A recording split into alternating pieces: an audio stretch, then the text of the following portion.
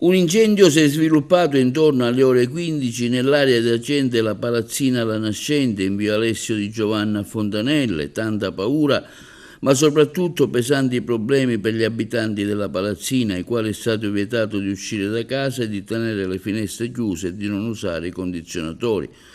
Un incubo per alcune famiglie con anziani. A quanto pare a prendere fuoco è stato un deposito di un privato contenente prodotti che hanno generato un denso fumo nero che ha costretto la chiusura al transito del sovrastante viadotto sulla strada statale 189. Sul posto hanno lavorato per alcune ore le squadre dei vigili del fuoco di Agrigento, giunte insieme alla polizia locale e alla protezione civile. Non sarebbe la prima volta che le fiamme creano problemi e paura per i residenti. Le sterpaglie hanno favorito il fuoco che in pochissimo tempo ha interessato una vasta area, agevolato anche dal forte vento.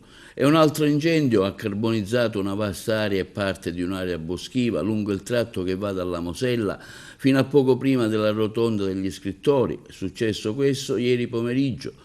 Le fiamme si sono estese fino alla strada statale 640, in quei momenti abbastanza trafficata, creando notevoli disagi, e la colonna di fumo che si è innalzata dai terreni dalla quale è partito il rogo ha ridotto la visibilità fino quasi ad azzerarla.